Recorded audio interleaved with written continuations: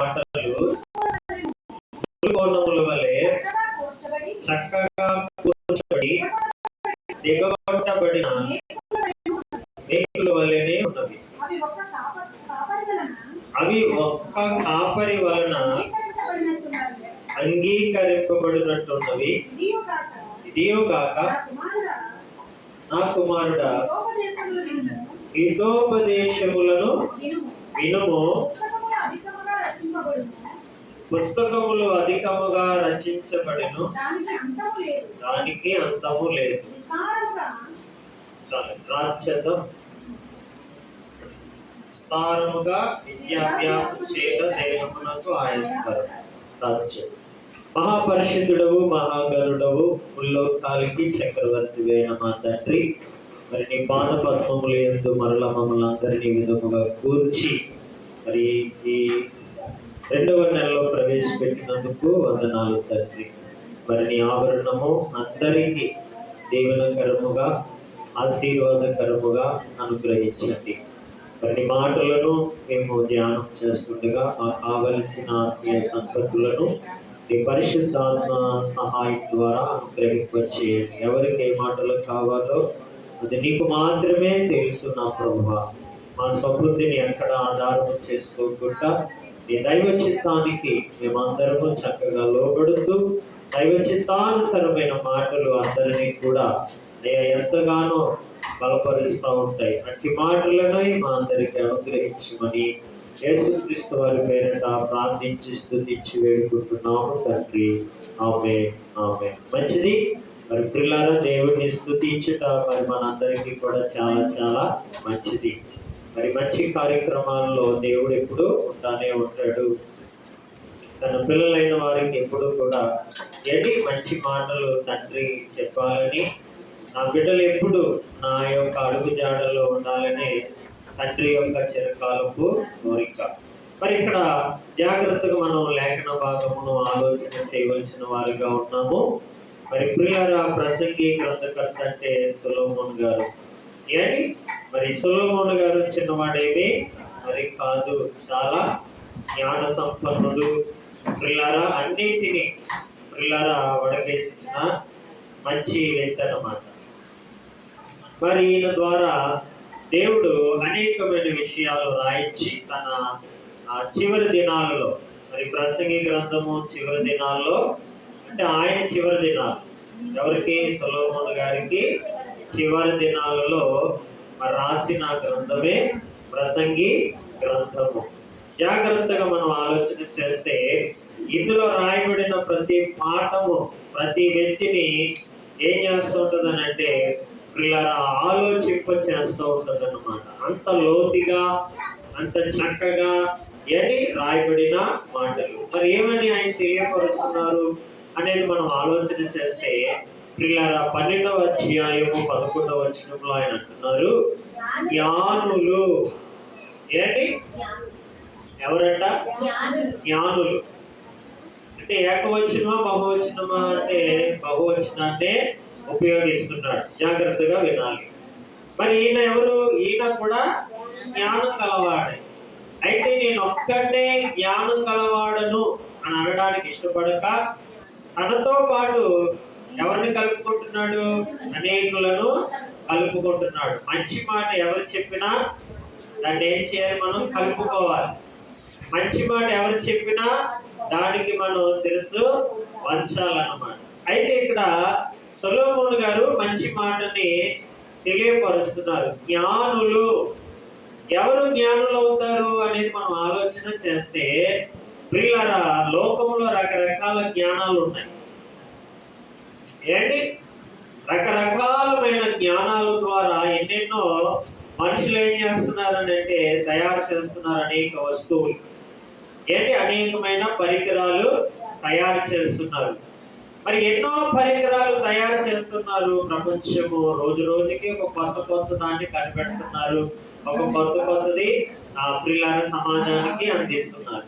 మరి ఇవన్నీ కూడా ప్రజలకు అందిస్తున్నప్పుడు ఆ సామాగ్రి ద్వారా కానీ వారు కలగజేస్తున్న వస్తువుల ద్వారా కానీ ఎవరైనా దేవునికి దగ్గర అవుతున్నారా అనేది ఒకసారి మనం ఆలోచన చేస్తే ఏ వస్తువు ద్వారా కూడా మనుషుడు దేవునికి ఏమవలేకపోతున్నాడు అంటే దగ్గర అవలేకపోతున్నాడు. అది విచిత్రం.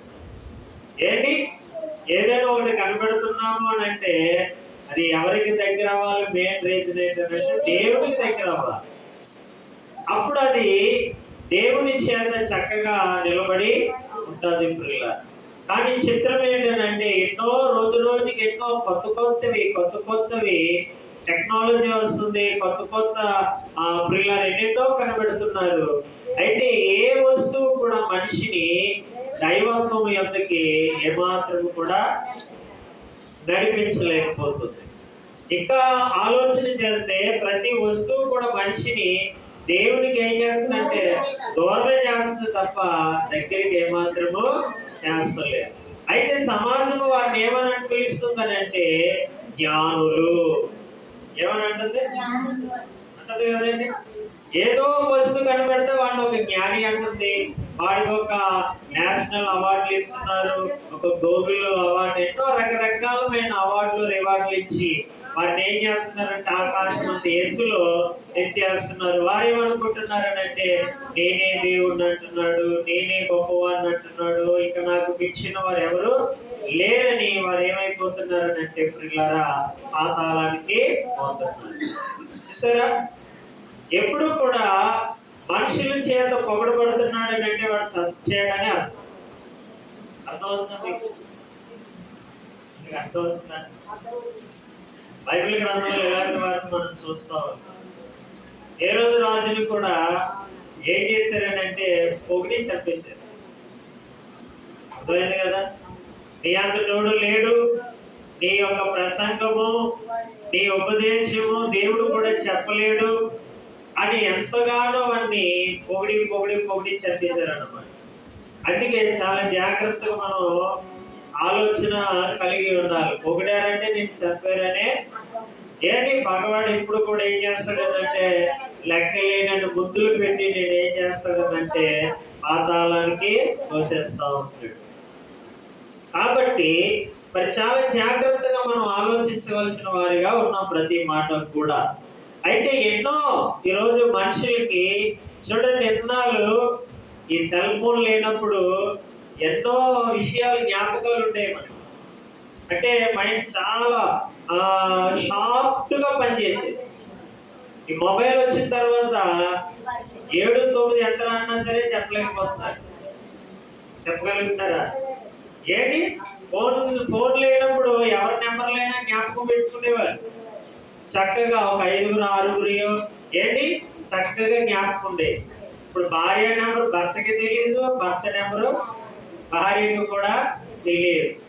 ఏంటంటే మొబైల్ ఉంది కదా అని ఏం చేస్తామని అంటే పిల్లరా ఏంటి ఉన్న జ్ఞానాన్ని కూడా ఏం చేసుకుంటున్నాం అని అంటే పోగొట్టుకుంటున్నాం చాలా మంది. ఏంటి చూసారా? అంటే చూడండి, మనం ఆలోచన చేస్తే ఈ లోకంలో తయారు చేయబడుతున్నది ప్రతిదీ కూడా మనిషిని ఎంతో ఎత్తుకు నడిపిస్తుందని అనుకుంటున్నాం, కానీ వాడిని చివరికి ఎక్కడికి తోచేస్తుందంటే ఏమీ తెలియని చేతకాని వాడిని కానీ చేసేస్తుంది. మొబైల్ లేకపోతే ఇక వాడి జీవితమే లేదు అన్నట్టుగా ఈ రోజు అయిపోయింది ప్రపంచం. మొబైల్ లేకపోతే ఇంక వాడి జీవితం లేదు అన్నట్టుగా మారిపోయింది ప్రియులారా. అందుకే ఎప్పుడు కూడా మనం ఆలోచించవలసిన విషయం ఏంటంటే లోకములో నువ్వు ఏ పరికరాన్ని పట్టుకున్నా అది నిన్ను దేవునికి ఏం చేస్తుందంటే దూరం చేసేసింది. అందనంత దూరంలోనే వెళ్ళిపోయాడు మానవుడు. ఏ మాత్రము కూడా దేవునికి ఎలాగ లేడనంటే దగ్గరగా లేడు, ఏ విధముగా చూసినప్పటికీ. అందుకే ఇక్కడ లేఖనం మనకి చాలా స్పష్టంగా చెప్తుంది అన్నమాట. జాగ్రత్తనైనా లోకంలో మీరు ఎన్నింటినో కలిగి ఉంటున్నారు, వాటన్నిటి ద్వారా మీరు ఎవరికి దూరం అయిపోతున్నారు అంటే దేవునికి దూరం. అంటే ఒక పరికరము ఒక వ్యక్తిని చంపుతుంది అని అర్థం. మీకు అర్థమవుతుందా? ఏం చేస్తుంది? బ్రతకనిస్తలేదు. ఏంటి అన్ని వస్తువులు మనిషిని ఏం చేస్తుందంటే చంపేస్తుంది భయంకరంగా. అందుకే మనుషుడు 20లో ఏమైపోయాడంటే ముసలోడు అయిపోయాడు. ఏంటి 20 సంవత్సరాలు వచ్చేటప్పటికి మనిషిని ఏమైపోయాడు? ముసలివాడు అయిపోయాడు. ఇప్పుడు చిన్న వయసులోనే తల మెరిసిపోతుంది.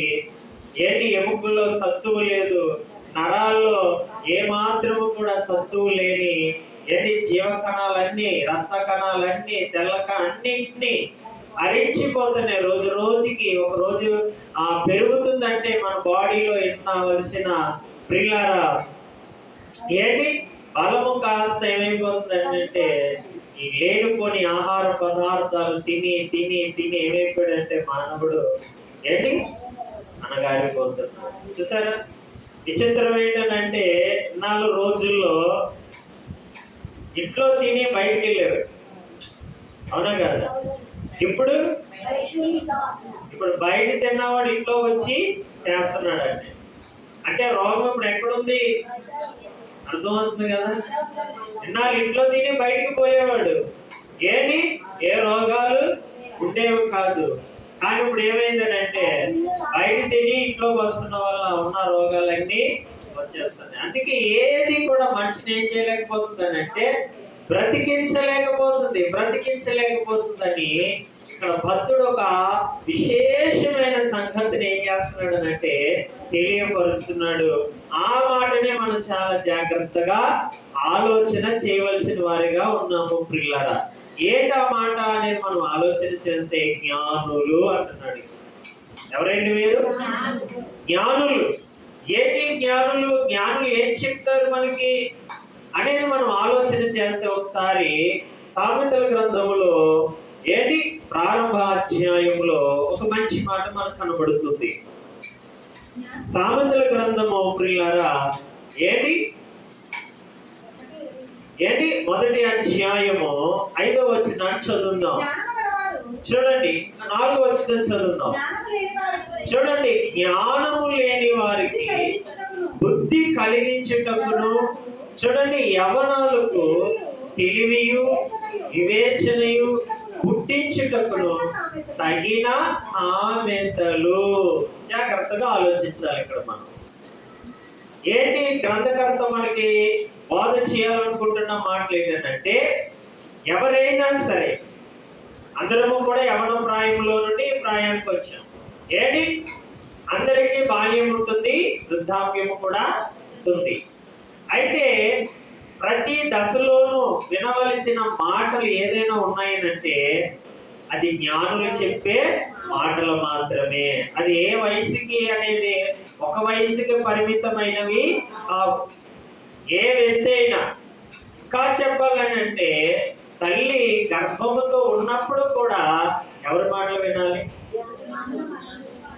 ఎవరి మాట వినాలంటే దేవుడి మాటలు, జ్ఞానుల మాటలు వింటే గర్భములో ఉన్న శిశువుకు కూడా నిండైన ఆయుష్ ఆరోగ్యాన్ని కూడా దేవుడు అనుగ్రహిస్తాడు. తెలుసా మీకు? గర్భముతో ఉన్న తల్లి కూడా దేవుడి మాటలు వినాలి. అంత గొప్ప మాటలు అన్నమాట బైబిల్ మాట. అందుకే ప్రియులారా నేను గర్భముతో ఉన్నాను, నాకు ఇప్పుడు దేవుడితో సన్నిధికి నేను రాలేను అనడానికి కూడా వీల్లేదు. నువ్వు ఏ స్థితిలో ఉన్నా వివాహమైన తొలి దినములో కూడా ఎక్కడ ఉండాలంట? బైబిల్ చెప్పింది. అన్ని కూడా ఎవరు చెప్పారు? బైబిలే చెప్పింది. వివాహమైన ఆ గడియలో నుండి కూడా నువ్వు ఎక్కడ ఉండాలంట?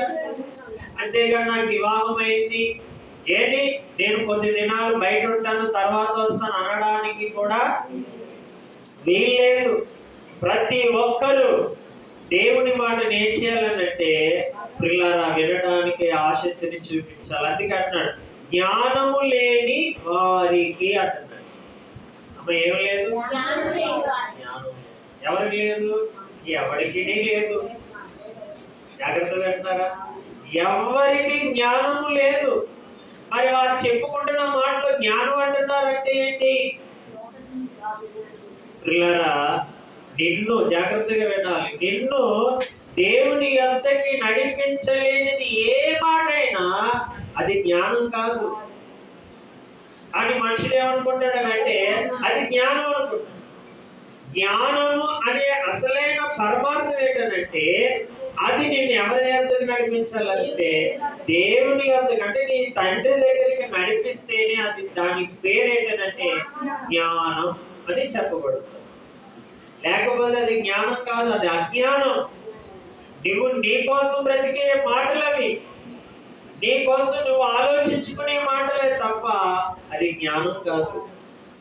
అదే జ్ఞానం అయితే దేవుడి మాటలు రాయవలసిన అవసరం ఆయనకి లేనే లేదు ప్రియులారా. అందుకే అంటున్నాడు, ప్రపంచంలో ఉన్న ప్రజలందరితో మాట్లాడుతున్న మంచి మాట ఏంటంటే జ్ఞానము లేని వారికి. చూసారా, జ్ఞానం లేదు. అందుకే ఇప్పుడు ఆయన ఏం చెప్పాలనుకుంటున్నాడు? జ్ఞానాన్ని చెప్పాలి. అంటే మనిషిని ఏం చేయాలి? బ్రతికించాలి. మనిషిని యుగ యుగాలు బ్రతికించాలి. ఈరోజు శాస్త్రవేత్తలు ఏం చేస్తున్నారు? అయ్యో, మనిషి జీవితము సగటము 60-70 సంవత్సరాలతోనే ముగిసిపోతుంది అనేసి వారు ఏం చేస్తున్నారు అంటే సుదీర్ఘమైన ఆలోచనలు కలిగి మనిషి ఆయుష్ను పెంచడానికి ఎన్నెన్నెన్నెన్నో ఏం చేస్తున్నారండి? వినూత్నమైన ఏం చేస్తున్నారు? ఆలోచనలు కలిగి ప్రయోగాలు చేయడానికి ప్రారంభిస్తున్నారు. కొన్ని వేల కోట్ల రూపాయలను ప్రియులారా వెచ్చించి ఏది పెంచడానికి ఆలోచిస్తున్నారు? అర్థమవుతుందండి మీకు? ఏంటి ఇంత చిన్న, ఎంత ఎన్ని 60-70 సంవత్సరాలకి మేము చనిపోతున్నాము, మేము ఇంకా ఎంతో భూమి మీద అనుభవించాలి, ఎన్నో చూడాలి, ఎన్నెన్నో చూడాలి, అయ్యో చూస్తుండగానే ఆయుష్ తరిగిపోతుంది అని మీరందరూ కూడా ఏది పెంచాలని ఆతృత పడుతున్నారు అని అంటే ప్రపంచం అంతా కలిసి ఆయుష్ని పెంచేయాలి. ఏది పెంచేయాలి? అదేనా మొక్క అనుకుంటున్నామా? మొక్క అయితే పెంచేయచ్చు. ఏంటి? ఏదో హైబ్రిడ్ రీతిగా ఏదో రకరకాలమైన వాటిని వేసి పెంచేయవచ్చు. ఏంటి? కానీ మనిషి ఆయుష్ ఎవడి వల్ల సాధ్యము కానే కాదు ప్రియుల. ఎవరి వల్ల, భూమి మీద ఉన్న ఏ మనుషుడి వల్ల కూడా కాదు. ఏది పెంచటం? ఆయుష్ పెంచటం. అది ఎవరి వశమై ఉన్నదని అంటే, అందుకే చూడండి, చనిపోయిన వారిని, బిల్ గేట్స్ లాంటి వారిని ఏం చేస్తారనంటే చనిపోయిన వారి దేహాలను ఎదురు పెడతారు. ఏంటి? మనం కాయగూరలు ఎలాగైతే ఫ్రిడ్జ్లో పెట్టుకుంటున్నామో వారు కూడా అలాగే బాక్సులో పెడుతున్నారు. ఎందుకని? బ్రతికించేద్దామని. ఏం చేద్దామని? బ్రతికించేద్దాం, ఎలాగైనా సరే అని రకరకాలమైన ఎన్నో ప్రయోగాలు చేస్తున్నారు. ఎందుకంటే దేవుడు డిక్లేర్ చేసేసాడు.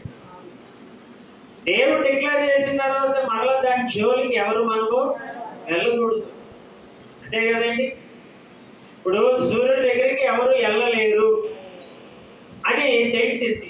లేదు నేను వెళ్తాను అంటే ఏమో, నేను వెళ్తాను అంటే ఏమైనా చేయగలమా? అంటే సరే లారే, సరే బాబు వెళ్ళు ఆయన, అంతే కదా. అంటే ఒక హెచ్చరిక వచ్చింది, రే మీరు నా దగ్గరికి రాలేరు, మీరు ఎన్ని చేయండి, ఏం చేయలేరు, నా దగ్గరికి రాలేరు. చంద్రమండలాల్లో ఇల్లు కట్టలేరు, కట్టగలరా అని ఏం చేయబడ్డది చెప్పేసింది. కానీ మనుషుడు ఏం చేయాలనుకుంటున్నాడు? అక్కడ ఇల్లు కట్టాలని అనుకుంటున్నాడు. ఏమా కట్టగలడా? అది సాధ్యమేనా? ఒక మొక్కైనా మొలుస్తుందా? ఒక నీటి చుక్కైనా ఉందా? ఏంటి? ఒక ఆక్సిజన్ ఏమైనా ఉందా? అదంతా కూడా ఏంటి? ఏమి మొలవలేని చౌడు నేల లాంటిది. అంటే ఏమి ఉండదు అక్కడ. కానీ మనుషుడు ఏమని చేస్తున్నాడు? అక్కడికి వెళ్ళిపోదాం, ఈ భూమి అంతా అర్థమైపోతుంది కదా, సురక్షితంగా అక్కడికి వెళ్ళిపోదామని ప్లాట్లు లేకపోతే స్థలాలు కూడా ఇప్పటికే అమ్మేస్తున్నారు. ఏమైనా కొనుక్కుంటే కొనుక్కోవచ్చు. ఏంటి? దానికి ఏమి సంతకాలు ఏమి అక్కర్లేదు. ఏంటి? ఇచ్చేస్తాడు డాక్యుమెంట్స్, ఎప్పుడు పడితే అప్పుడు వెళ్ళచ్చు, ఎప్పుడు పడితే అప్పుడు రావచ్చు. చూసారా? ఎందుకనంటే మనుషులు దీన్ని ఏమన్నారు? చూసారా? ప్రపంచము ఇలాంటి వారిని ఏమనంటుందంటే అమ్మో జ్ఞాన సంపన్నులు. సరే, మరి దేవుణ్ణి ఏమన్నారు? ఎరివాడు అన్నారు, పిచ్చివాడు అన్నారు. ఈయన మాటలు ఎవడు వింటాడు? ఈ మాటలన్నీ కఠినంగా ఉంటున్నాయి, ఇలాగైతే నేను ఎవరు వెంబడిస్తారయ్యా, ఈ మాటలు ఏమి జ్ఞానం లేదు అనేసి ఏం చేశారనంటే సెకండ్ ఇచ్చి వదిలేశారు. చూసారా, ఈరోజు ప్రపంచం దేవుడిని ఏం చేసింది? వదిలేసింది. మంచి మాట చెబితే దీన్ని ఒక మతము అని ముద్ర వేసేసింది. ఏమా అర్థమవుతుందా? నువ్వు మంచి మాట చెప్పు, దానికి ఏమని ముద్ర వేశారు? ఇది ఒక మతము. చూసారా, మతం కాదండి. మతం ఎవరిని రక్షించలేదు. మతం ఎవరినైనా చంపేస్తుందే కానీ బ్రతికించలేదు మతం. అందుకే యేసు ప్రభు వారు కూడా మతం గురించి మాట్లాడారు. జాగ్రత్త, మతములో ఎవరిని కలపకండి అని మత్తయి సువార్తలో దేవుడు చాలా స్పష్టంగా ఆ పదాన్ని ఏం చేశాడు? ఆయన నేను చెప్పాడా? చూద్దాం ఒకసారి, చూడండి. ఎందుకంటే మీకు తెలియాలి కదా. మరి బైబిల్ అంటే చాలా మంది ఏమంటున్నారంటే మతం అంటున్నారు కదా, తెలియని వాడు కూడా. యేసు ప్రభు వారు ఆ మతం గురించి ఏం మాట్లాడారో ఒకసారి మనం కూడా చదవాలి. ఎందుకంటే బైబిల్లోనే దేవుడి విషయాలన్నీ కూడా రాయించారు. ఏంటి ఆనాడు శాస్త్రులు కానీ పరిచయం చూసి ఆయన ఏమైనా మాట్లాడుతున్నాడో జాగ్రత్తగా ఆలోచన చేద్దాం. మత్తయి సువార్త 23వ అధ్యాయము ఏంటి 15వ వచనాన్ని చదువుకుందాం. చూడండి, ఇక్కడ ఒక విషయాన్ని ఆయన చెప్తున్నాడు, జాగ్రత్తగా అందరూ వినాలి. ఎందుకనంటే బైబిల్ పట్టుకున్న వారిని ఏమంటున్నారనంటే వీళ్ళు ఒక మతము సంబంధించిన వారు అని అంటున్నారు. అయితే దీని గురించి బైబిల్ ఏమంటుందో మనకి తెలియాలి. ఇప్పుడు ఆయన అంటున్నాడు, అయ్యో వేషధారులైన శాస్త్రులారా, పరిసయ్యులారా, అదిగోనండి, ఒకరిని మీ మతములో కలుపుకొనుటకు మీరు సముద్రమును భూమిని చుట్టి వచ్చేదారు. చూడండి, అతడు కలిసినప్పుడు అతన్ని మీకంటే రెండంతల నరక పాత్రుడుగా. సరే, ఎవరు చెప్పారు ఇది? దేని కోసం చెప్పాడు? మతం. రే నాన్న, నిన్ను మతం ఏం చేస్తుంది? చంపేస్తుంది. ఏం చేస్తుందంట? ఎవరు చెప్పారు? దేవుడు చెప్పాడంటే దానికి తిరిగిలేదు. అందుకే మనం ఎందులో ఉండకూడదు? మతములో ఉండకూడదు. ఎందులో ఉండాలి? మార్గములో ఉండాలి. అర్థమవుతుంది కదా? స్పష్టంగా శాస్త్రులతో పరిసయ్యులతో, ఒరే శాస్త్రులారా, ఒరే పరిసయ్యులారా, ఏంటి మీరు చేసే పని ఏంటి? మీరు ధర్మశాస్త్రాన్ని ఎరిగిన వారు, ధర్మశాస్త్ర నియమాలు తెలిసిన వారు, మీరు ఏం చేస్తున్నారు? ఏంటి అంతా తిరుగుతున్నారంటే ఎవడు దొరుకుతాడా, ఎవడు దొరుకుతాడా, ఎవడు దొరుకుతాడా, ఎవరిని ఎద్దులో కలుపుకుందామని. సరే, ఎద్దులో కలుపుకోవడానికి తిరుగుతున్నారంటే వీళ్ళందరూ మతములో కలుపుకోవడానికి తిరుగుతున్నారు. అలాంటి వారిని దేవుడు ఏం చేస్తున్నాడు? పూర్తిగా 100% ఆయన ఖండిస్తున్నాడు. మతంలో కలుపుకోకండి. చూసారా, ఇది మతము కానీ కాదు. నిద్రలో లేచి నువ్వు చెప్పవలసిన మాట ఏంటంటే క్రైస్తవ్యము మతమే. ఇదేంటి? పరలోకానికి మార్గం. మార్గం అయితే అందరినీ ఏం చేస్తుంది? నడిపిస్తుంది. మతం ఏం చేస్తుంది? అక్కడే కూర్చుండి పెడుతుంది. అర్థమైందండి? మతం ఏం చేస్తుంది? ఉన్న చోటనే కూర్చుండి పెట్టి ఒరే ఊరేగు అంటారు. దానివల్ల ఎవరికి ఏ విధమైన ప్రయోజనము లేదు. కదలాలి మనుషుడు. కదలాలి అంటే ఎందులో ఉండాలి? మార్గంలో ఉండాలి. కదలకుండా ఇంట్లో ఉండు, ఉన్న నరాలన్నీ ఏమైపోతాయి? చచ్చు పడిపోతాయి. అవునా కాదే? కదలిక వచ్చిందంటే రక్త ప్రసరణ ఏమవుతుంది? చక్కగా జరగడం వల్ల ఆయుష్ ఆరోగ్యము పెరుగుతూ ఉంటుంది. అందుకే దేవుడు ఖండించాడు దేన్ని? మతము. చూసారా? కానీ చాలా మంది ఏమనుకుంటారు? ఇంకో మతంలో కలిపి మాకు మతంతో పని ఏముందండి? మతంలోకి రావద్దు, ఎవడు రావద్దు, ఎవరు రాకండి. మతమే పేరెత్తకండి, ఎక్కడ అందులోకి ఎవరు కూడా రాకండి. వస్తే ఎందులోనికి రావాలి? మార్గంలోనికి రండి, జ్ఞానములోనికి రండి, సత్యములోనికి రండి, పరలోకానికి రండి, నిత్య జీవానికి రండి. అంతే తప్ప మతములోనికి ఎవరు రావద్దని ఆనాడే డిక్లేర్ చేసేసాడు. కాబట్టి పిల్లలు, ఈ విషయాలన్నీ మనం చాలా క్షుణ్ణంగా సమాజంలో ఉన్న వారికి మనం చెప్పాలి. మతం అని అంటున్నా, అయ్యా ఇది మతము కాదు, మతములో మేము లేము. మేము ఎందులో ఉన్నాం? జ్ఞానుల మార్గములలో ఉన్నాము. చూసారా? మతం ఉన్నవాడికి ఆ మతం గలవాడికి ఏదైనా సాయం చేస్తాడు. అర్థమైందండి మీకు? మతములో ఉన్నవాడు ఏం చేస్తాడు? ఆ మతం వాడికే ఏదైనా ఇస్తాడు, ఏదైనా సాయం చేస్తాడు. పక్కడికి మంచిలు చెప్తున్నా సరే మంచినీళ్ళు ఎవరన్నమాట. అలాంటిది మతము అనేది. అందుకే ఆ మతాన్ని యేసుప్రభు వారు పూర్తిగా ఖండించారు. వద్దు నాయనా, ఎవరో అదే అంటున్నాను, లోకములో అనేకమైన అంటిస్తారు వస్తువు. ఇది కూడా ఒక, ఇది ఏమైపోయింది? ఇది కూడా ఒక వస్తువుగా మారిపోయింది. ఏది? మతము అనేది కూడా ఏమైపోయింది? వస్తువుగా మారిపోయింది. ఇప్పుడు ఈ వస్తువు అందరిని ఏం చేస్తుంది? దేవుడికి అదే చూసారా? అందుకే చెప్తున్నా, సమాజంలో ఎందరో ఎన్నెన్నో కనిపెడుతున్నారు. ఈ కనిపెట్టడాల వలన మనుషుడు ఎవరికి దూరం అయిపోతున్నాడు అంటే, ఇదిగో మతము అనే దాన్ని ఒక కనిపెట్టాడు, అది ఏం చేసింది? దేవుడికి దూరం చేసింది. చూసారా? అందుకే ఏ వస్తువైనా మతపరంగా మారిపోయింది. అర్థమవుతుంది మీకు? అలాగే మార్చేస్తున్నారు. కాబట్టి పిల్లరా, మనం అందరము ఎవరి మాటలు వినాలంట? జ్ఞానుల మాటలు వినాలి. మరి జ్ఞానం గల మాటలు ఎక్కడ దొరుకుతాయి? ఆలోచించండి. లోకమంతా తిరగండి, ఎక్కడైనా జ్ఞానుల మాటలు దొరుకుతున్నాయనంటే ఎక్కడ దొరుకుతలేదు. ఎక్కడ చూసినా అబద్ధపు మాటలు, అన్యాయపు మాటలు, అక్రమమైన మాటలు, దోచుకునే మాటలే. ఎక్కడ చూసినవే. మనిషిని ఏమైపోతున్నాడంటే ఇసిపెక్కిపోతున్నాడు. ఆడి దగ్గర మోసపోతున్నాడు, వీడి దగ్గర మోసపోతున్నాడు. ఆడి దగ్గర అన్యాయముగా ఉండిపోతున్నాడు, వీడి దగ్గర. అందుకే పిల్లారా, వీటన్నిటిలో నుండి మనిషిని దేవుడు ఏం చేయాలనుకున్నాడనంటే, నిజం చెప్పి, జ్ఞానాన్ని చెప్పి, చచ్చిన మనిషిని ఏం చేయాలనుకున్నాడనంటే బ్రతికించాలి. ఏం చేయాలి? బ్రతికించాలి. అందుకే ప్రియులారా, ఆయన తన జ్ఞానుల నోట ఏమిచ్చాడంటే తన వాక్కుని ఇచ్చాడు ప్రియులారా.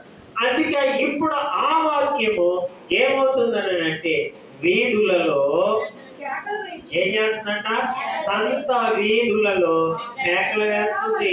బిగ్గరగా బిగ్గరగా బిగ్గరగా బిగ్గరగా కేకలు వేస్తుంది. అయ్యా, జ్ఞానంలోనికి రండి, జీవంలోనికి రండి, ఇందులోనికి వచ్చి బ్రతకండి, ఇందులో వచ్చి యుగ యుగాలు బ్రతకండి.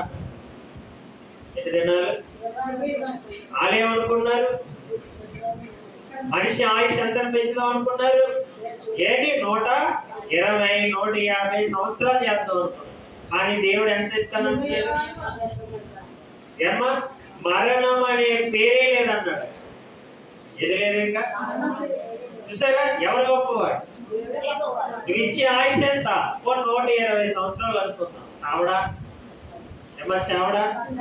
అడిగి ఇంకా విపరీతంగా ఏమనుకుంటాడంటే, ఒరే బాబు, ఆ వయసులో చనిపోవడం బెస్ట్, ఇన్ని బాధలు ఎవడు పడతాడనేసి ఏం చేస్తాడు? నీకు అర్థమైందా? 130, 140 సంవత్సరాలు వచ్చేసి అనుకోండి, అది ఏమైనా చేయగలదా? ఒక మెతుకు కూడా. అప్పుడు ఏమనుకుంటాడు? ఓరి నాయన, ఆ 70, 80 సంవత్సరాల్లోనే చనిపోతేనే బాగుండు, ఈ వయసు దాకా ఎందుకు బతికాను రా బాబా అని తలా నూరు కొట్టుకుంటాడు. ఎందుకంటే ఏం చేయలేడు, నీకెవడు సాయం చేయడు.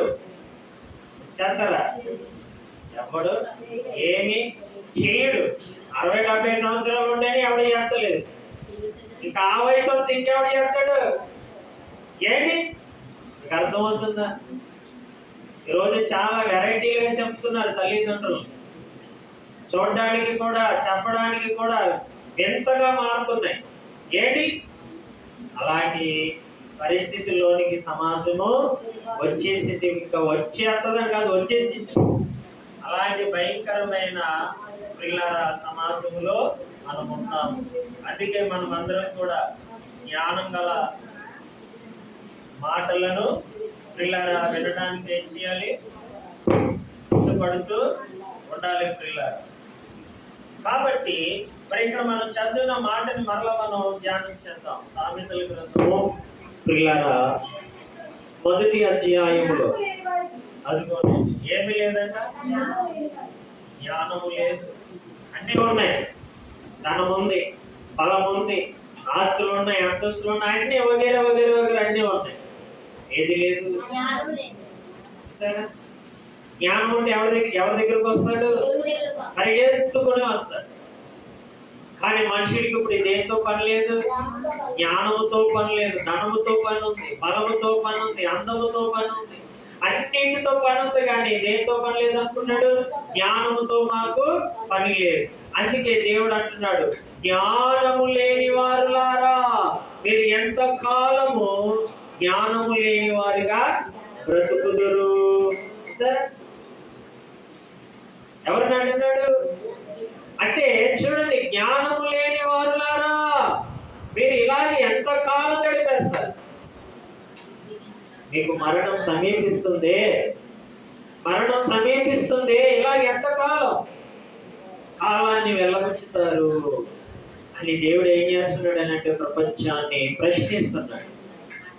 అలాంటున్నారు, మాకు ఇప్పుడు దీంతో పనేమీ లేదు, మేము ఎప్పుడు రావాలో మాకు తెలుసు. చూసారా? అని మనుషులు ఏం చేశాడంటే ఎర్రవేగడం ప్రారంభించాడు. అందుకే ప్రియులారా దేవుడు అంటున్నాడు, జ్ఞానము లేనివాడు ఏంటి? ఆ 4 వచ్చింది కదా, జ్ఞానము లేని వారికి బుద్ధి కలిగించుటకును. చూడండి, యవనులకు తెలివియు వివేచనయు పుట్టించుటకును తగిన అంటే నీకు కావలసిన మాటలు ఎవరి వద్ద ఉన్నాయంట? నా దగ్గరే ఉన్నాయి. ఇక నీకు ఎక్కడ ఎన్ని డిక్షనరీలు తిరిగేసినా, నీకు ప్రపంచంలో ఎక్కడ తిరిగినా ఈ జ్ఞానము నీకు దొరకదు. నేను బ్రతికించే మాట లేదు, ఎక్కడ లేదు. దేవుని దగ్గర మాత్రమే నిన్ను బ్రతికించే మాటలు. ఎలాంటి బ్రతుకు? యుగ యుగములు బ్రతికే మాటలు ఆయన దగ్గర తప్ప మరి ఎక్కడా నీకు లేవు ప్రియులారా. అందుకే దేవుని సన్నిధిని ప్రేమించాలి. అందుకే దేవుని సన్నిధిని నువ్వు వనకాలి. ఎంత గొప్ప ధన్యత నీకు ఇచ్చాడు, ఎంత గొప్ప భాగ్యాన్ని నీకు ఇచ్చాడు, ఎంత గొప్ప అదృష్టాన్ని ఏంటి దేవుడు నీకు ఫ్రీగా ఇచ్చాడు. మరి దీన్ని నువ్వు ఎలా పట్టుకోవాలనంటే చాలా గట్టిగా పట్టుకోవాలి. అన్నిటికంటే ఎక్కువగా దీనికే ప్రథమమైన స్థానాన్ని నువ్వు నేనివ్వాలి. అప్పుడే అది జ్ఞానముగా నీకు అర్థమవుతుంది, అప్పుడు అది నీకు జీవముగా మారుతుంది. అన్ని అయిపోయిన తర్వాత నేను జీవ దేవుడికి ఇస్తానంటే అప్పుడు దేవుడి మాటలో నీకు సత్తు ఏమి ఉంటుంది? ఏమా సత్తు ఏమైనా ఉంటుందా? ఏమేమి ఉంటుంది? అందుకే ప్రియులారా యేసుప్రభు వారు చెప్తాడు, ఉప్పులో సారం పోయిన తర్వాత దేనికి పనికొస్తుందా చెప్పండి? ఏమా ఉప్పులో సారం అంతా పోయిన తర్వాత అయినా పనికొస్తుందా? ఏం చేస్తుందా? అలా తయారవుతుంది అన్నమాట. చూసారా? అందుకే దేవుడు ముందుగానే సారం ఉన్నప్పుడే దాన్ని ఏం చేయాలి? మనం గట్టిగా పట్టుకోవాలి. అంటే నీకు ఆయుష్ ఉన్నప్పుడు దాన్ని ఏం చేయాలి? గట్టిగా పట్టేసుకో. అది ముడుకోణాలు లాంటి మాటలంట. ముడుకోణాలంటే ఎలా ఉంటాయి చెప్పండి? ఏమా పట్టుకోగలమా? చాలా పదునుగా ఉంటాయి అన్నమాట. ఇలాంటి పదునైన మాటలు దేవుడికి ఏం చేస్తున్నాడు? ఇస్తున్నాడు, అందిస్తున్నాడు. నాయన దీంతో నువ్వు ఏదైనా చేయగలరా? ఏంటో ఈ మాటలతో నువ్వేమైనా చేయగలవు. ఏ శత్రువు కూడా నీ ఎదుట ఏం చేయలేడు, నిలబడలేడు. ఎందుకంటే నీ దగ్గర ఉన్న ఆ జ్ఞానము అనే మాట ఎలా ఉందంట? ముని కోణము వలె ఉన్నది అంటున్నాడు ఆయన. బైబిల్ గ్రంథంలో ఒక రాజు వచ్చి ఒక రాజుని ఏం చేశాడంటే బెదిరించాడు. ఏం చేశాడండి? బెదిరించాడు. ఇదిగో మీ జాతి వారందరూ కలిసి మా రాజుకి ఏం చేయాలి? మీరు ఏంటి ఏమైపోవాలి? బానిసలు అయిపోవాలి. ఏంటి మాకు మీరు ఏం చేయాలనంటే పన్ను చెల్లించాలి అని ఒక రాజు వచ్చి ఏం చేసిండనంటే ఆ రాజుగారి దగ్గర చెప్పడం మొదలుపెట్టాడు. అప్పుడు ఈ రాజుగారు, ఈ యోధారాజు వచ్చి ఏమన్నాడంటే, మా దేవుడు చాలా గొప్పవాడు, మా దేవుడు చాలా ఉన్నతుడు అని అన్నప్పుడు, మరి ఆ రాజు దగ్గర పనిచేసిన అధికారులు ఉంటారు కదా, వారేమంటున్నారు అంటే, మీ దేవుడు ఎంత అయ్యా కదా, మీ దేవుడు ఎంత ధూళి లాంటి వాడు, అంటే ఎగిరిపోతాడు. ఏంటి మా సైన్యం ఏ పాటిది, మా రాజ్యం ఏ పాటిది, మా ఎదుటి ఎవడు నిలవనేరడు అనేసి మరి వారి తరపున వారు కూడా అలాగే కదా మాట్లాడతారు. అర్థమవుతుందండి? మన బలం అనేది ఆడ బలము ఆడిది. అప్పుడు ఆడి బలాన్ని గురించి ఎంతో చెప్తున్నాడు, చాలా గర్వంగా చెప్తున్నాడు. ఎందుకంటే కొన్ని రాజ్యాలను వారు ఏం చేశారంటే కొట్టారు. ఏం చేశారు? కొన్ని రాజ్యాలను ఓడించారు. ఎప్పుడైతే కొన్ని రాజ్యాలను ఓడించారో మరి పట్టుకోగలమా? పట్టుకోలేదు. కొన్ని పట్టుకోలేని వాడు వేరే వేరే రాజ్యాల మీద వాడు ఆ రొమ్ము విరిచినా పర్వాలేదు, కానీ జీవము కలిగిన దేవుని దగ్గరకు వచ్చి రొమ్ము విసిరితే ఎలా ఉంటుందో చెప్పండి. ఎలా ఉంటుంది? ఏంటి చాలా భయంకరంగా ఉంటుంది. నువ్వు ఎవరెవరి దగ్గర మిసలు నీకు పర్వాలేదు, దేవుడి దగ్గరికే వచ్చి యెహోవా ఎవడు, ఆయన ఎంతటి వాడు, ఆయన సైన్యం ఏపాటిది, 3 మేకులు పీక్కోలేడు. ఈరోజు ఏ కదా ప్రగల్భాలు పలుకుతున్నారు అందరూ కూడా, ఏ కదా. ఏంటి ఏ జ్ఞానం లేనివాడు కూడా ఈరోజు ఇలాంటి మాటలే ప్రస్తావిస్తున్నాడు ప్రియులారా. అందుకే దేవుడు కొన్ని రుచులు చూపిస్తా ఉంటాడు. అక్కడెక్కడ చూపిస్తున్నాడా? ప్రపంచంలో రోజు రోజుకి రకరకాల ఎవరికి ఏ రుచులు చూపించాలో చూపిస్తున్నాడు. ప్రకృతిలో జరుగుతున్న భయంకరమైన విపత్తులు, భూకంపాలు, సునామీలు రోజుకి ఎక్కడొక చోట జరుగుతూనే ఉంటున్నాయి. ఏంటి ఎన్నో ఎగిరిపోతున్నాయి గాల్లో. ప్రియులారా, మరి ఎంతో గొప్ప దేవుని యొద్దకు వచ్చి మరి వాడు ఎలాంటి మాటలు మాట్లాడుతున్నాడో ఒకసారి మనం ఆలోచించేస్తే, ప్రియులారా, ఇక్కడ ఒక రాజ్యం ఉంది. ఆ రాజ్యం పేరు ఏంటంటే అష్షూరి. ఎవరైనా అష్షూరి. ఈ అష్షూరీలు ఏం చేశారంటే కొన్ని రాజ్యాలను జయించారు. అప్పుడు సెన్నెరేబు అనబడిన ఒక వ్యక్తి ఏం చేశాడనంటే యోధా రాజు అయిన హిజ్కియాకి వచ్చాడు. వచ్చి ఏమని మాట్లాడుతున్నాడో ఒకసారి మనం లేఖనాల ద్వారా ఏంటి చదువుకుందాం. 2వ రాజుల గ్రంథము ప్రియులారా 18వ అధ్యాయంలో కానీ ఒకసారి మనం ఆలోచన చేస్తే ఏంటో అక్కడ ఒక విషయం మనకి కనబడుతుంది. 2వ రాజుల గ్రంథము 18వ అధ్యాయం ఏంటి 13వ వచనాన్ని చదువుతాం. ఏంటి అప్పుడు చూడండి, రాజైన హిజ్కియా ఏలుబడిలో ఎప్పుడంట 14వ సంవత్సరమందు సన్హెరీబు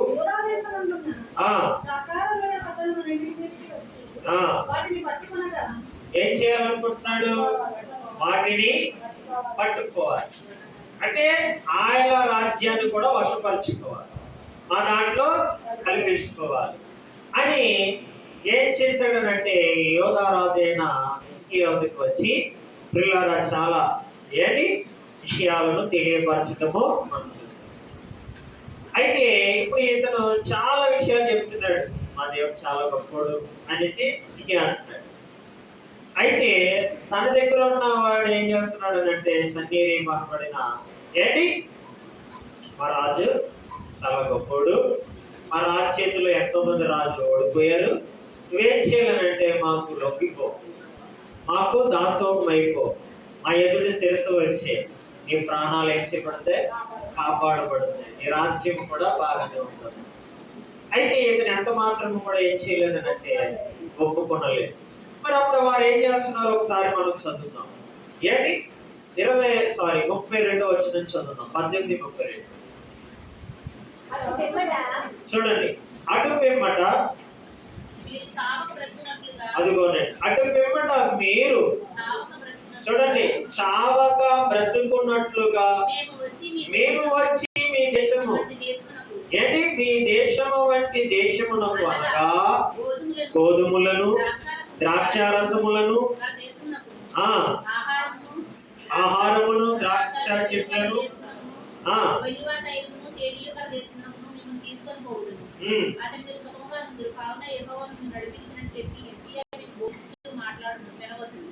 ఎవరు చెప్తున్నారు? ఏంటి ఈ సండే రేపు ఏం చేస్తున్నాడు అంటే, ఇగో మీ రాజుగారు ఎలా చెప్తా ఉంటాడు, మన భూభాగం మంచిది, అక్కడ మంచి మంచి గోధుమలు ఉన్నాయి, మంచి ద్రాక్ష చెట్లు ఉన్నాయి, మన దేవుడు మనకు అన్ని ఇస్తాడు, అన్ని చేస్తాడు అని మీ రాజు మిమ్మల్ని ఏం చేస్తాడు? అభ్యపరుస్తాడు, గారడీలు చేస్తాడు, రకరకాలమైన మాటలు చెప్పి మిమ్మల్ని ఏం చేస్తాడనంటే మా చేతులకు మిమ్మల్ని అప్పగించేస్తాడు.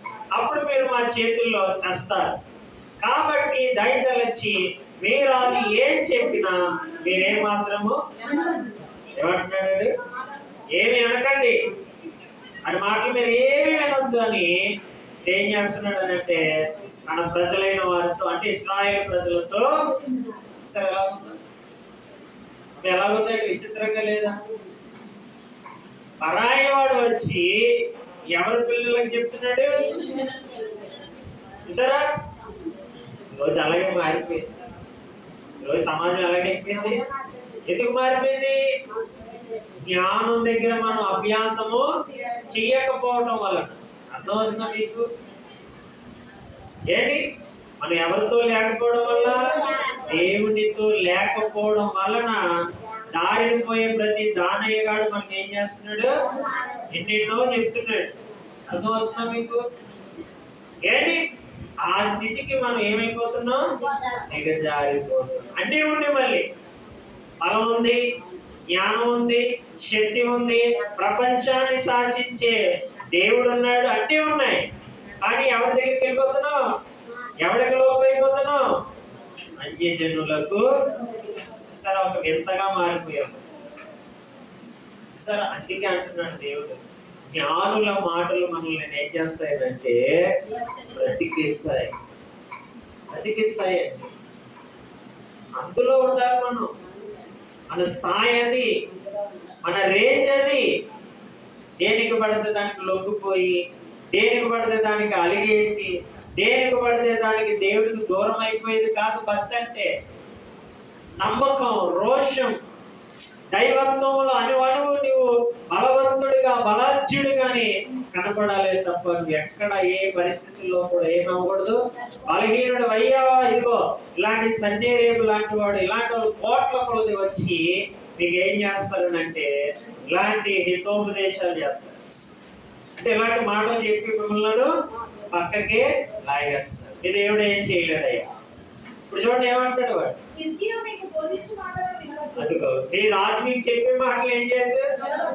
ఈరోజు కూడా ఇలాగే వస్తున్నారు చాలా మంది. మీ సంఘాల్లో మీ సేవకులు చెప్పే మాటలు వినకండి, వారు మిమ్మల్ని మత్తెక్కిస్తారు, కారణీలు చేస్తారు, మీ దగ్గర దోచుకుంటారు, మీ దగ్గర ఎన్నెన్నో చేస్తారు అనేసి కూడా ఇలాంటి వారు వస్తున్నారా?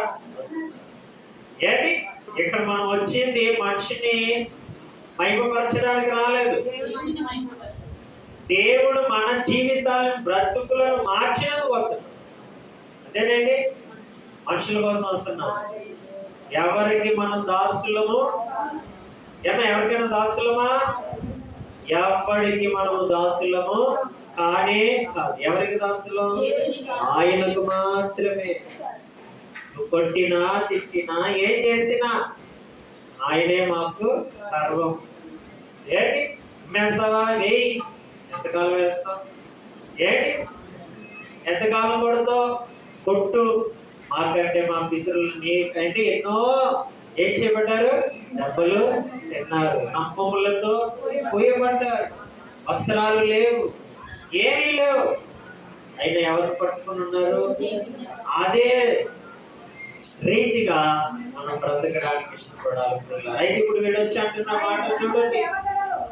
ఏంటి ఎన్నో వచ్చినము? 33వ వచనం. అదిగో నేను ఇప్పుడు చెప్తున్నాను, అంటే వారు ఓడించిన రాజ్యాల గురించి మాట్లాడుతున్నాడు. ఇప్పుడు ఆయా జనముల దేవతలలో ఏదైనను తన దేశము అశూరు చేతిలో నుండి విడిపించిన, ఇలాంటి మాట చెప్తూ మనకి ఎలా అయిపోతుందో చెప్పండి. ఏమా ఇలాంటి మాట చెప్పగానే నీ వెన్నెల్లో ఏమొచ్చేస్తుంది? ఒలికి పుట్టేస్తుంది. అంటే చూడండి ఎంత టెక్నికల్ గా మాట్లాడుతున్నారు. ఎలాంటి విషయాలను, ఏ విషయాలు చెప్తే వాడు బలహీనుడైపోతాడో అలాంటి విషయాలనే వారు ఏం చేస్తారు? మన యొద్ద ప్రస్తావిస్తారు. అర్థమైందా మీకు?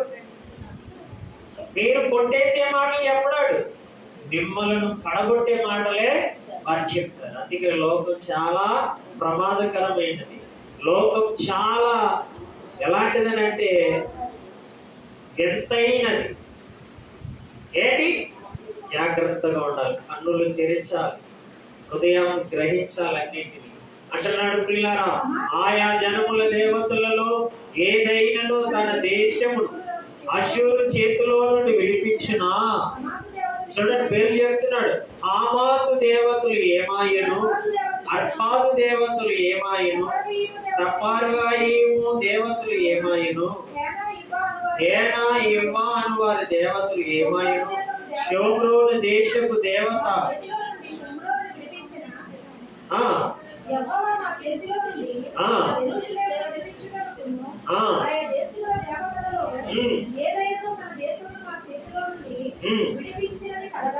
అని చెప్పారు.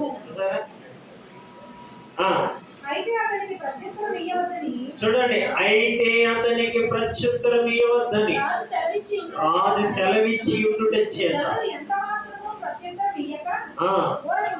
ఓరకుండే గృహ నిర్వాహకులను హిల్కీయా కుమారుడైన ఎలియాకీము, శాస్త్రియు దెబ్నాయిము,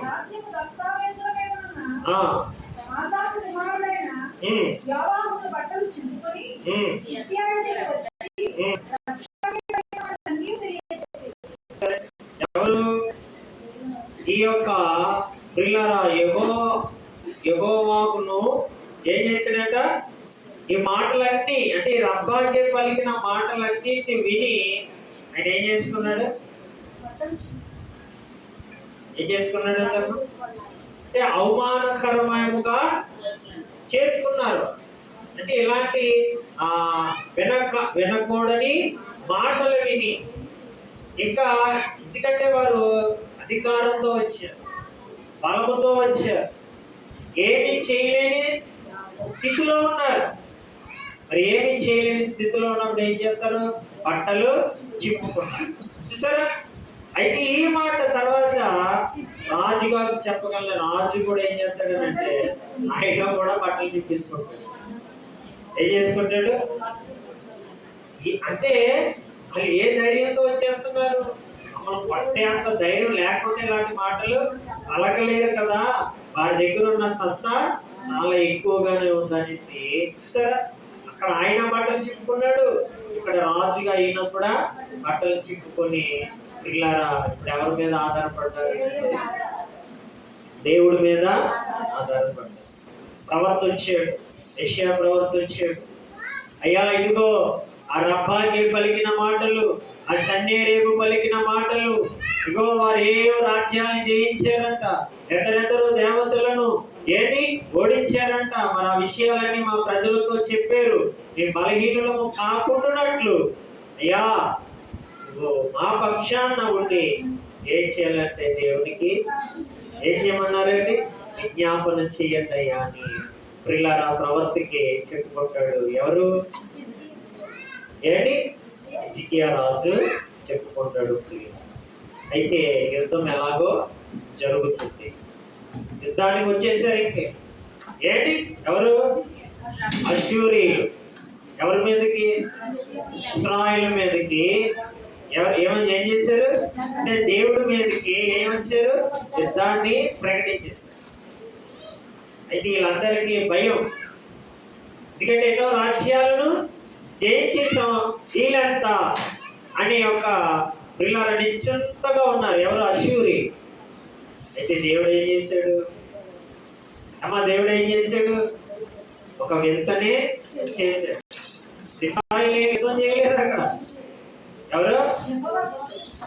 ఇశ్రాయేలు ఏమాత్రం ఏ కత్తి పట్టుకోలేదు, ఏ డాలు పట్టుకోలేదు, ఏ విల్లు పట్టుకోలేదు. దేవుడు ఒక అద్భుతమైన కార్యాన్ని చేశాడు. జీవము కలిగిన దేవుని సేవకుల దగ్గరకు వచ్చి ఏంటి ఒక ఏదో ప్రగల్భాలు పలికితే ఆ ప్రగల్భాలు నిలబడతాయా? ఎవరి దగ్గరకు వచ్చి? అర్థమైందా? ఎవడెవరి దగ్గర నువ్వు ప్రగల్భాలు పలుకు, పర్వాలేదు. కానీ దేవుడి దగ్గర నువ్వు ప్రగల్భాలు పలికితే పలికిన వాడు ఉండడు, వాడిని పంపించిన వాడు ఉండడు, మొత్తానికి ఆ మూలమే లేకుండా చేసేస్తాడు. ఇప్పుడేం జరిగిందో ఒకసారి మనం చదువుతాం. ఏంటి ప్రియులారా, జాగ్రత్తగా మనం ఆలోచన చేస్తే ఏంటి ఇప్పుడు మనం చదివిన 2వ రాజుల గ్రంథము 19వ అధ్యాయము ప్రియులారా ఏంటి కొంచెం త్వరగా వెళ్దాం. 32వ వచనాన్ని చదువుతాం. కాబట్టి అష్షూరు రాజును గురించి యెహోవా సెలవిచ్చినది ఏమనగా, చూడండి ఎవడు రాడంట? ఆడేమన్నాడు? ఒక్కరిని కూడా ఉండలేవుడు, మొత్తం అందరిని కోడి పిల్లలా ఎత్తిపోతానని ఆడాడు అన్నాడా? ప్రగల్భాలు ఎలా ఉంటాయి చెప్తున్నాం.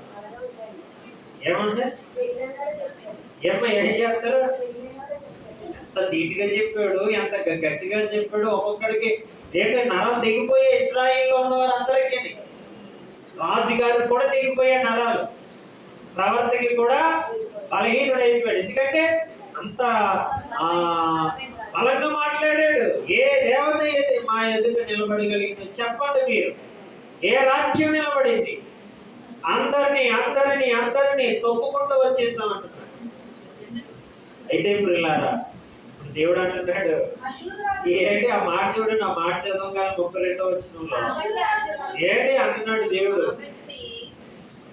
ఇప్పుడు ఆడు చెప్పింది నువ్వన్నావు కదా, నేను చెప్పింది నువ్వు విను.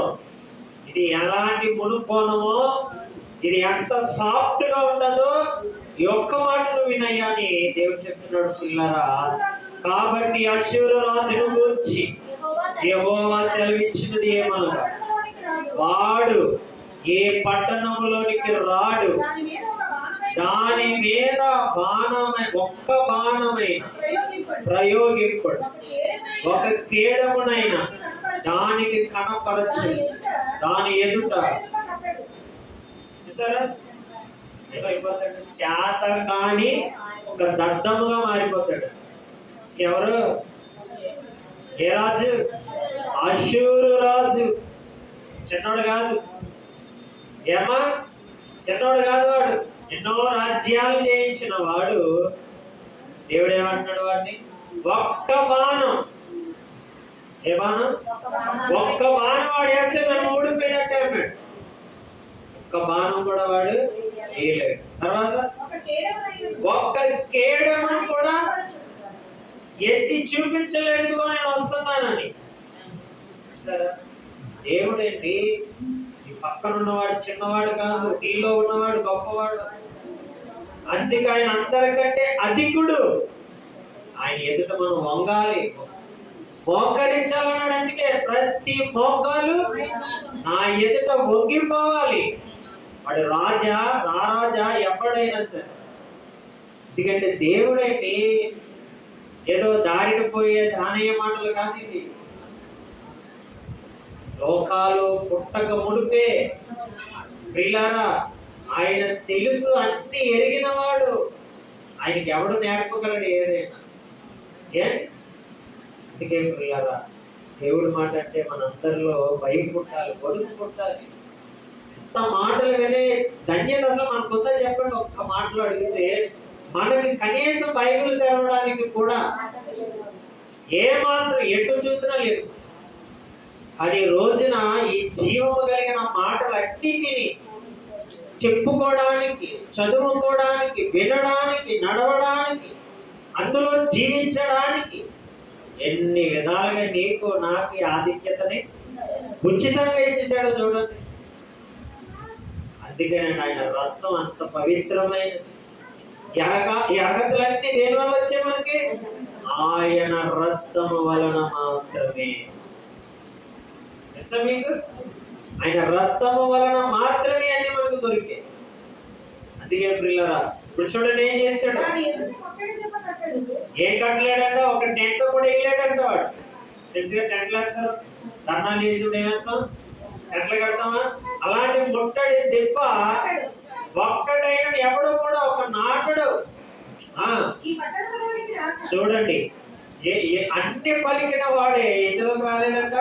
ఏ పట్టణంలోనికి రాక తాను వచ్చిన మార్గమునని అతడు తిరిగిపోను. అంతేనండి, అయిపోయిందండి.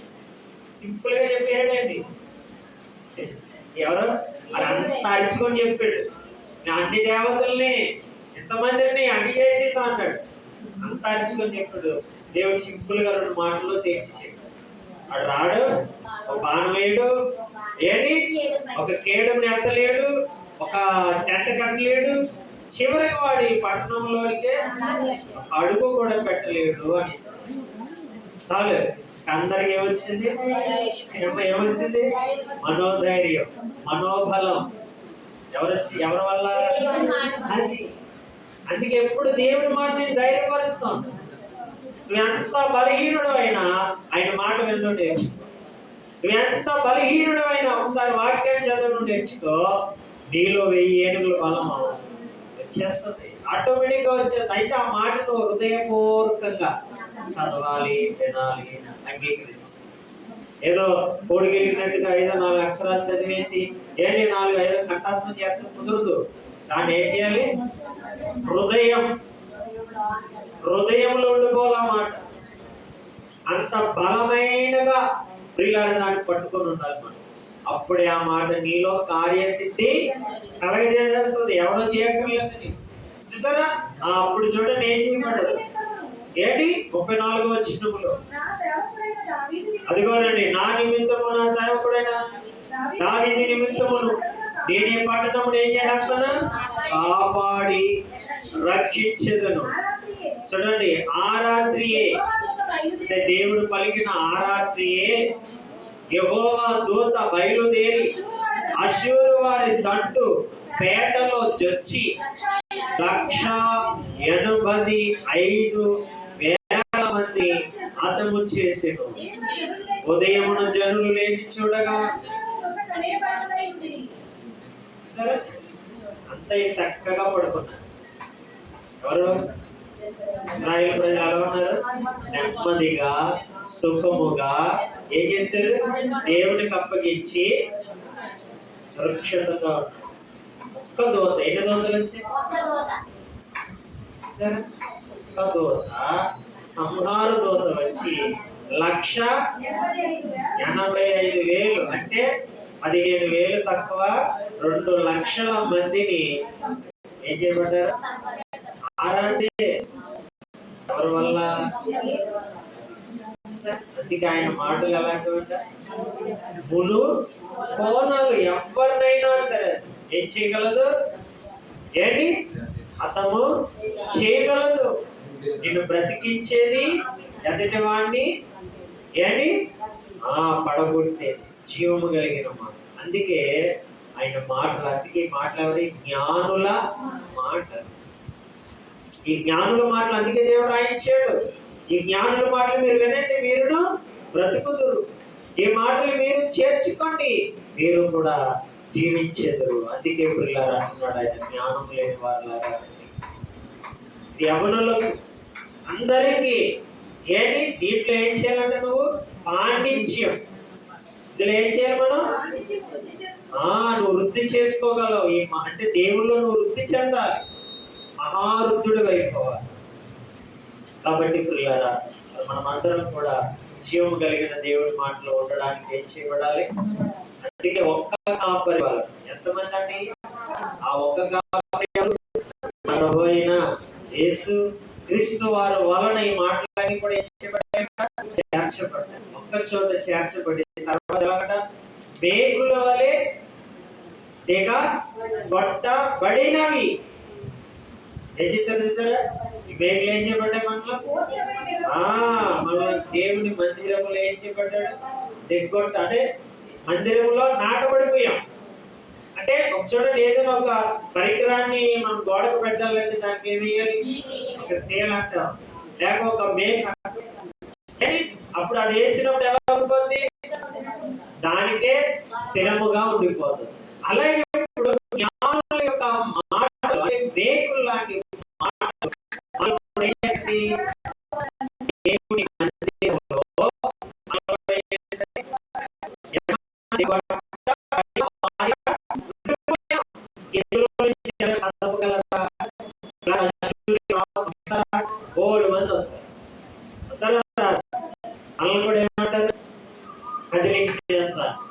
తీసేస్తాను, చేసేస్తాను రారా. అశూరు అక్కడ అయిపోయాడు అనుకున్నారా?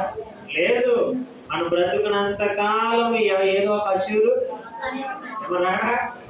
ఎవడో కూడా అశూరు లాంటి వాడు వచ్చి మీ దేవుడు ఎంతకాలం వాడు, మీ దేవుడు ఏమీ తెలియదు, నీకు ఏమీ చేయడు, నువ్వు ఎంతకాలం అయినా ఇలాగే ఉండవని ఎన్నో మంది అశూరీలు నీ దగ్గరకు వచ్చి నిన్ను బలహీనం పరుస్తూ ఉంటాడు. అని దేవుడు అంటాడు. ఏమంటాడు దేవుడు వచ్చి? వాడి మాటలు ఎందుకమ్మా, ఎందుకు ఆడి మాటలు వింటే నువ్వు ఎందుకు టైం వేస్ట్ చేసుకుంటావు? నా దగ్గర నువ్వు ఉన్నావు కదా, నేను చూసుకుంటాను, ఏదొచ్చినా నేనే కదా నీకు. ఆడి మాటలు నువ్వు ఎందుకు బలహీన పడడం అని దేవుడు ఏం చేస్తున్నాడు? నేను నన్ను ధైర్యపరిచి వచ్చిన వాడే కనుమరుగైపోతాడు. ఏమైపోతాడు? కూడా ఇలాంటి వాళ్ళు ఎందరినో చూసాం చరిత్రలో. కాబట్టి పిల్లరా, మనం ఎవరి మాటల్లో ఉండాలంటే జ్ఞానుల మాటల్లో ఉంటే చక్కగా మేకుతో ఎలాగైతే దిగగొట్టబడ్డామో అలాగే దేవుని మందిరములో కూడా మనం కూడా ఏం చేయబడాలి? దిగగొట్టబడి చక్కగా ఇక్కడ నాటబడిపోతే ఇక్కడే దేవుడు ఏం చేస్తాడు? మనల్ని చిగురింప చేస్తా ఉంటాడు. చక్కగా మనల్ని సజీవులుగా ఉంచుతాడు. దేవుడి మాటలు మన వినికుడిలో దేవుడు దీవించును గాక. ప్రార్థన చేద్దాం, శిరస్సు వంచుదాం, ముసుగు వేద్దాం.